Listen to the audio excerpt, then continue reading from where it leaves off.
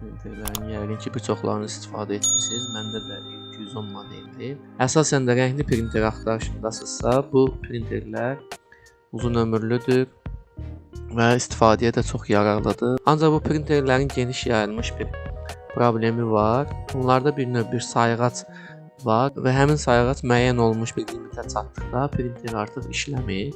Üzərində olan mürəkkəb və kağız düymələrinin işıqları sayrışmağa başlayır ekranda gördüyünüz qaydada. Əgər bu başınıza gəlibsə, bu problemin həlli bu videoda var. Videonun sona qədər izləsəz, bu problemi çox asan bir şəkildə həll edə biləcəksiniz. Bunun üçün ekranda gördüyünüz bu Epson qovluğuna daxil olacaq. Burada L350 yazılıb, ancaq bu proqramın içində bir neçə modeli dəstəkləyir. Ona görə burada sadəcə 1 yazılır. Məndə L210-dur, onun siyahıda görəcəyik. Burada proqramı açırıq, bu birinci exe faylını.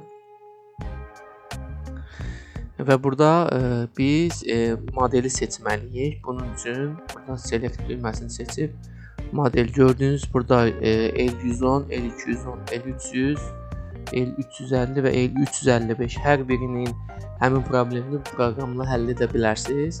L210 seçirik, təsdiqləyirik. Ondan sonra gördüyünüz bu sağdakı bölməyə daxil oluruq.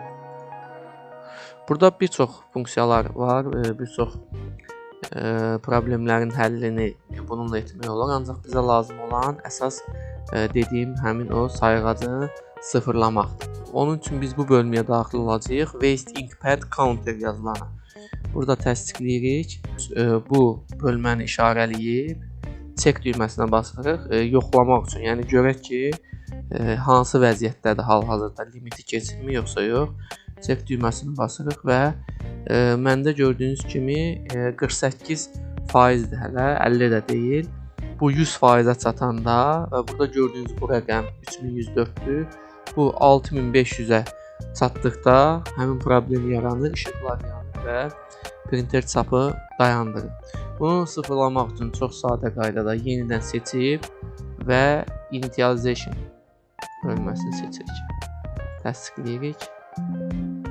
Burada bildirir ki, printeri söndürmək lazımdır. Biz printeri söndürürük və yenidən yandırırıq.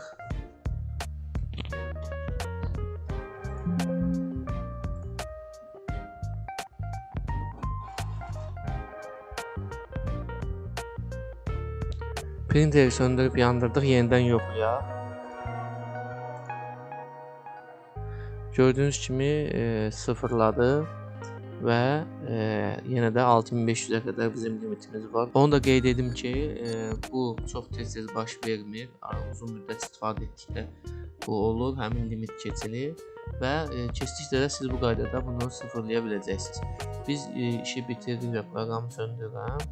Digər modelləri üçün də proqram eynidir. Sadəcə proqramın daxilində mən başda seçdiyim formada model seçimində biz onu görürük ki, hər proqramda 3-4 model var. Eləsində var sadəcə tək model üçün tək proqramdır. Videonun açıqlama hissəsində bu hal-hazırda videoda gördüyünüzü və bir neçə geniş yayılmış Epson modelləri üçün olan proqramları yerləşdirəcəm. Əgər sizin printer modeliniz siyahıda yoxdursa, şərh bölməsində yaza bilərsiniz. Mən bütün şərhləri oxuyuram və sizə köməklik göstərirəm. Bu günlük bu qədər. Yeni videolarda görüşərik.